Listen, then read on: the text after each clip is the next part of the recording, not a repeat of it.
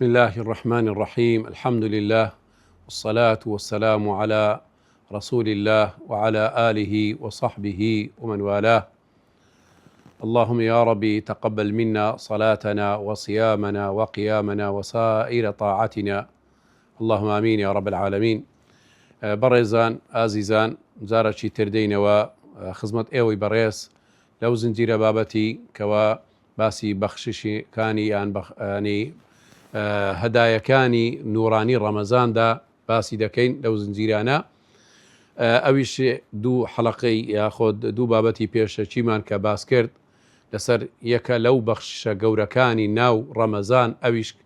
کە خوای گەورە باسی دەکات و دەفەرمێت تەقوایە، بەڵام تا ئێستا نەچووینە سەر ناو خودی تەقوا. تەقوا چییە؟ ینی پێناسە و تعریف و هەروەها سوود و قازانجی ئەو تەقوایە چییە؟ بەڕاستی تەقوا ئەساس و بنیاتی ژیانی خۆشیە. ئەگە تەقوامان بەدەست هینە ئەوە ژیانمان پڕی لە خۆشی دەبیت و هەروەها دەبتە قەڵەغان و درعەکیش لە هەموو فیتەن و ناخۆشی و هەموو مەسائیبی کە بێتە سەر ئینسان و مرۆڤ و ڕێگای سەرکەوتنە لە دنیا و لە ئاخیرەت. ئەگە ئەو تەقوایەمان بەدەستینە بەڕاستی لە دنیا و لە ئاخیرەتیش ئینشاءالله دەبتە نیمایەی سەرکەوتن. و تەقواش ئەساسی وەکو باسمان کرد خۆشی ژیانە و تەقوا ئەگەر بین پێش ینی هەندێک پێناسە و تعریفی بکەین، چەند پێناسە و تعریفەکەی لە لای زانایان بۆ ئەوەی بزانین ینی فعلەن تەقوا واتا و معنایەکە و دیلالەتی چییە. یەکە لەو واتا و معنایەکانی وا بزانم ئیمامی عەلیە کە دەفەرمێت الخەوف من الجەلیل والعمل بالتنزيل والقناعة بالقليل والاستعداد ليوم الرحيل. واتایکی زۆر جوانە کە ئیمامی عەلی ڕەزا و ڕەحمەتی خوای گەورەی لەسەربی دەفەرمێت تەقوا چییە؟ الخەوف من الجەلیل، ترسە لە خوای گەورە. دەبی ئەنی وا دێ بکە ئێمە کە دەڵێن ڕەمەزان یەکە لە بەخشەکانی سوودەکانی تەقوایە. تەقوای بەدەستبێنی کەواتە ڕەمەزان دەبتە هۆکاری چی؟ ئەو تەقوایە بەدەستبێنی. ئەدی تەقوا چییە؟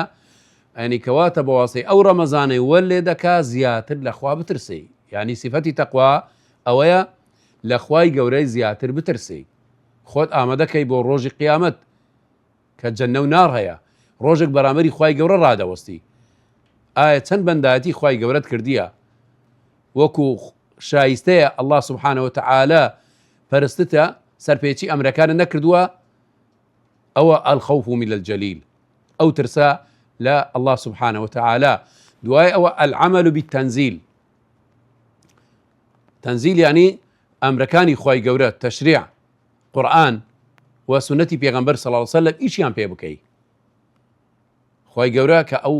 قورئانەی ناردووە بۆ ئەوەی ئیش پێ بکرێت، نەک بەستەنیا لۆ خوێندنەوەیە. بەڵێ قورئان لە مانجی ڕەمەزان وەکو چەندێک حەلەقاتی داهاتوو لەسەر مەسائلی قورئان و گەوراتی قورئان و تەدەبوری قورئان ئینشاءالله تێدا باسی دەکەین. قورئان فەضیلەتی تایبەتی هەیە ئەنی لە مانجی ڕەمەزان خوێندنەوەی، بەڵام لە هەمووی مهمتر ئەوەیە جێبەجێ بکەیت قورئانەکەی لە ژیانی ڕۆژانەت تەطبیق بکەیت. ئەگەر نا ڕۆژی قیامەت پێغەمبەرمان صلی الله عليه وسلم شەکوا لێ دەکات لەلایەن خوای گەورە. وقال الرسول يا ربي إن قومي اتخذوا هذا القرآن مهجورا. أو جايق له هجركان وكم ابن القيم ده فرمي هجر العمل به وهجر تلاوته وتدبره أتاكوتاي. كواتا العمل بالتنزيل يكلا كضلن بيناسي تقوى أويك بو تنزيلي إيشي بيه بكي لجياني روجانت بكامل. أو تريانيش القناعة بالقليل، زاهد بي تاود لا أو نبي فلان كر أو في اللي وندية ساري أو موديلية فلا أو معاشي نازانم تندا بس منافسة لسر حطام الدنيا وشتي بقيمتي دنيا دا منافسة ليك دي بكينا مسائل آخرة إنسان بيش بكا ومنافسة بكا. فاستبقوا الخيرات وسابقوا إلى مغفرة من ربكم وجنة عرضها السماوات والأرض. لو بهشت سباقي بكي نك لا مسائل دنياي پوچ و بقیمت چاو لێک دی بکەی. ئەوە القناعة بالقليل یەکە لە نیشانەی ئەهلی تەقوا، یعنی هەرچی خوای گەورە پێی داوە ڕازی بی پێوێ، شەکوای نەکا وەکو هەندێک فەقیر هەیە سوبحان الله، یعنی لەگەڵ ئەوەی کە فەقیریشە ئەو جەنە ناڕازیە لە قەدەری خوای گەورە، یعنی حتا شکوا و گلەی گازندەک خوایە لۆ من فەقیرم لۆ خەڵکی دی هەیە، لەگەڵ ئەو کە فەقیریشە ئەوجا یعنی سەرپێچی ئەمری خوای گەورەیان لە قەدەری خوای گەورە ڕازی نابیت، لەوانە حتا تووشی حاڵەتی کوفریش بێت. زۆر خەتەرە دەبی ئینسانی متقی بەڕاستی ڕازی بی بەوەی خوای گەورە پێی بەخشیوە. تەقسیماتی نحن قسمنا بينهم معيشتهم في الحياة الدنيا، بەوەی کە خوای گەورە ئەگەر لە ماڵ نەیدابی لەوانە لە سعات بەتوی دابی، یعنی بەخشش هەموو شتێک ڕزق و ڕۆزی ماڵ نییە بەڕێزان، زۆر جارە خەڵک غەڵەت تێگەیشتووە، وا دەزانی ئەوەی ماڵی هەبوو ئەوە ژیانی خۆشە، ناوەڵڵا خەڵکەکەیە یعنی بەس تەنیا نانی ڕۆژەکەی هەیە لە خانوویەکی زۆر بەسیتە و حاڵەتێکی زۆر بەڵام سنجی فراوان و دڵی یەکجار خۆشە، بەخوای ژیانی لێ مەلیک و سەرکردان خۆشترە. ڕسق مەرز نییە پارەی زۆربی بەڕێزان، بۆیە قەناعەت زۆر بیمە وەکو عولەمایان دەڵێن القەناعەت کەنز لا یوفنا، قەناعەت وەکو دەڵێن کەنزەکە و کۆ دەڵێن زەخیرەیەکی یەکجا زۆرە و کۆتایی نایێت. و ئەوە وەکو تعریفی تەقوا ئاخر شتی بەشەکەی تعریفەکەی الاستعداد ليوم الرحیل، هەموو کاتێک ئامادەبی بۆ کۆچکردن بۆ ئەو دووی دنیا، بۆ قەبر، بۆ ئاخری، بۆ دوا ڕۆژ. چەند حازری هەر کاتێکدا ئیشە کارێک دەکەی عیبادەتێک دەکەی خۆت حازرکە بۆ ئەو کاتی کە سەفەر دەکەی بۆ دوا ڕۆژ و بۆ قیامەت. ئەوە پێناسەکەی ئیمامی عەلیە لە بواری تەقوا. و هەندێک عولەمانیش دەڵێن چییە؟ ئەن تەجعل بەینەکە وبەینە غەضەب الله وقایە. تەقوا ئەوەیە لە نێوان و خۆت و خوای گەورە، پێناسەی تەقوا ئەوەیە بربەستێک دابنی کە خوای گەورە لێت و ڕەنەبی، ئەوە پێ دەڵێن تەقوا. و هەروە هەندێکیش دەڵێن و بفعل الطاعات وترك المعاصي، دەڵێن تەقوا ئەوەیە خۆ دوور بکەی، یعنی ئەمرەکانی خوای گەورە جێبەجێ بکەی و سەرپێچی ئەمری خوای گەورە نەکەی. یەکە لە تعریفەکانی زۆر جوان ابن مەسعودە بەڕاستی تعریفەشی جوانی تەقوا کردووە، پوخت و مختصرەکەی ئەوەیش ئەوەیە التەقوا ئەن یوطاع فلا یعصى، خوای گەورە ئەمرەکانی جێبەجێ بکرێت و سەرپێچی نەکرێت، ويذكر فلا ينسى، دائم زمان الذکری خوای گەورە بکەوە لە بیری نەکەی، ئەو ئینسانی متقی ئەمری خوای گەورە جێ بکەی سەرپێچی نەکەی، دائم زمان تەڕبی بە ذکری خوای گەورە، ويشكر فلا يكفر، و هەروەها سپاس و ستایشی خوای گەورە بکە لەو ناز و نیعمەتەکانی پێی بەخشیوە، ناکر نەبی لە نیعمەتەکانی خوای گەورە، کوفرانی نیعمەتەکان نەکا. ئەوە لا ابن مسعود. و تەقواش وەکو بڵێن شیعاری هەموو پێغەمبەرەکان بووە کە فەرموویانە وتەزەودوا فإن خير الزاد التقوى، ئەی ینی خەڵچینە باشترین زاد و زەخیرە کە کۆی بکەنەوە لە دنیا زادی تەقوایە، وخير الزاد وتزودوا فإن خير الزاد التقوى. و يعني آخر پێناسە و تعریفی تەقوا شتێکی گەلێک جوانە، ئەویش ئەوەیە دەڵێ یەک لە زانایان دەفەرمێتی دەڵێ ئەوەیە هي أن تعمل بطاعة الله، هەوڵ بدەی ئیش بکەی لەسەر چی؟ ئەمری خوای گەورە جێبەجێ بکەی على نور من الله، ئەمری خوای گەورە جێ بکەی بەڵام چی؟ على نور من الله، یعنی لەسەر ڕۆشنایی ڕۆناچی ئەمری خوای گەورە، یعنی بە گوێرەی شەرعی خوای گەورە، ئەمری خوای گەورە جێبەجێ دەکەی لەسەر شەرعی خوای گەورە، نەک بە هەوا و ئارەزووی خۆت، نەک بە عەقڵی خۆت. هەندێک دەنێ نا وەڵا دین بە عەقڵی من وایە، ئەوە بۆچی واکرا بە لێکدانەوە عەقڵی نە، وەکو ئەو ڕۆکە خەڵکێک بە ناوی ڕۆشنبیر و حتا بە ناوی ئیسلامیش تحلیلاتی دینی و حتا مەسائلی سیاسی و بابەتانە بە عەقڵی خۆیان دەکەن، بۆیە تووشی گومڕایی دێن. بەڕاستی کە زۆرێک تووشی گومڕایی بوونە و هەڵگەڕانەوەیان تووش هاتیە. دەبێ على نور من الله، لەسەر ئەمری خوای گەورە ئیطاعی خوای گەورە بکەی، لەسەر بەرنامەی خوای گەورە، نەک هەوا و ئارەزوو عەقڵ و نەزەریاتی غەربی و ئەولا. ترجو ثواب الله، هەروە تەواکەری تەقوا ترجو ثواب الله، ڕجا دوابی خوای گەورە پاداش دەکات، و نوێژە دەکەی ڕۆژوو دەگری بە هیوای ئەوەی ڕجا دوای خوای گەورە پاداش داتەوە، بە هیوای پاداشت.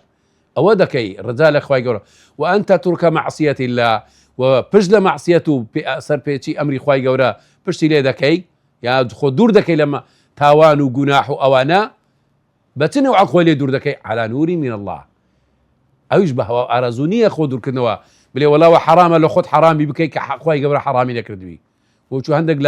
هەندێک فێرەق و ئەوانە هەیە هەندێک شتی لە خۆی حرام دەکەن کە خوای گەورە حرامی نەکردێ وەکو هەندێک ئەو سەحابەی هاتە لای پێغەمبەری هەندێک عربی ئەوانە بۆتی ئەمن ژن ناینم و بەردەوام بە ڕۆژی دەبوو هیچ ناخۆمەوە شەویش نانوم پێغەمبەر فەرمووی ئەمن لە هەمووتان بە تەقواترم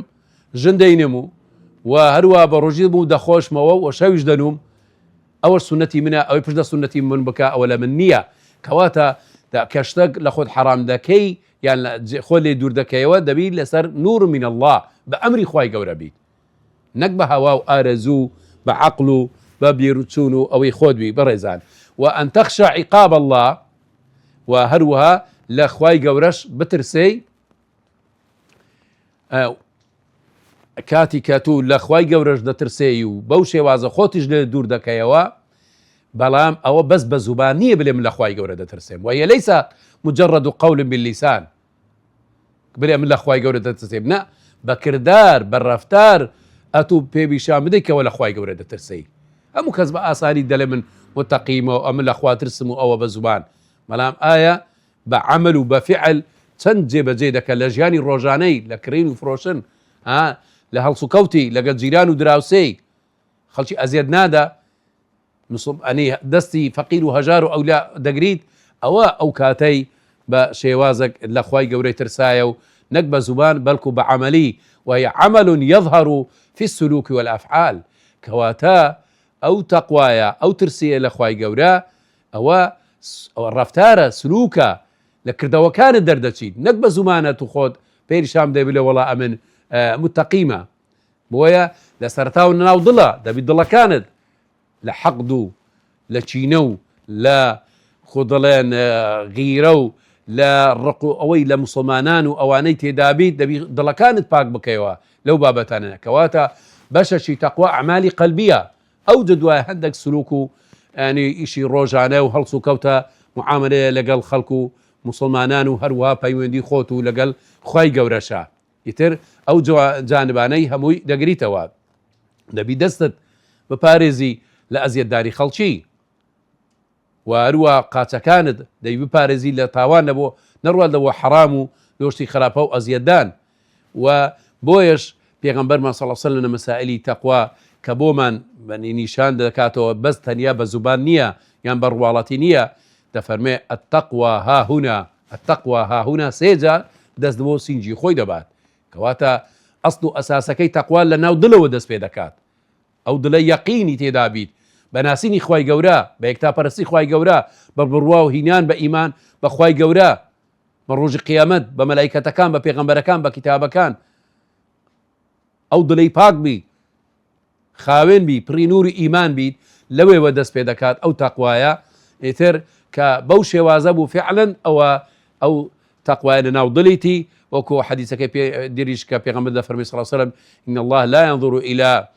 أجسامكم ولا إلى صوركم ولكن ينظر إلى قلوبكم خوای گەورە تەماشای دڵەکانتان دەکا چەندی ناسینی خوای گەورەی تێدایە خەشیەی خوای گەورە تێدایە یەقین بۆ خوای گەورەی تێدایە بۆیە ئەو یەقینە و ئەو خەشیە و ئەو بڕوایە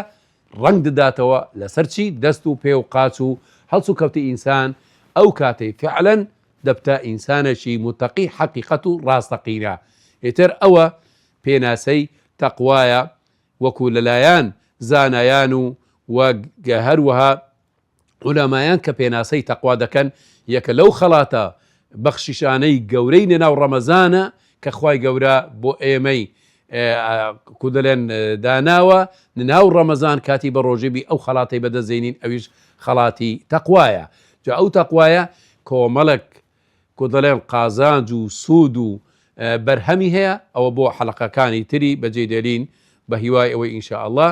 ئەو پێناسە و ئەو تعریفەیە یعنی لەلای ئێوەی بەڕێز وازح بی و ڕوون بیت کەوا حەقیقەتی تەقوا چۆنە نەک بە زوبانە نەک بە سەر و ڕیشە نەک بە زمەزهەرە بەڵکو بە کردار و بە ڕەفتار و بە دل و دەروون و بە کۆی گشتیە ئەگەر بەو شێوازە هەمووی بوو ئەو کاتەی تو فعلەن ئینسانێکی عەمەلی بە کودەلێن بە جەستەوە لۆ خەڵکی تەمەشا دەکات بە ڕەفتارەوە تەمەشا دەکات کەوا ئینسانێکی متەقی نەک بە زوبان و یاخوود بە دیعا و بانگەشە کردێن و داواکارین لە خوای گەورە ئێمە لەوانمان دابنێت و لەوانمان حیساب بکە ئینسانی متەقی بە ڕاستەقینە بە شێوازێکی عەمەلی کە ئەهلی تەقوا بین و وەصیفاتی متەقینمان تێدابی چونکە ئەهلی تەقوا متەقین یەکە لەوانەی کەوا زۆر لە لای خوای گەورە و بەرزن و واروها پلە و پایان زۆر گەورەیە وصلى الله وسلم وبارك على نبينا محمد وعلى آله وصحبه أجمعين.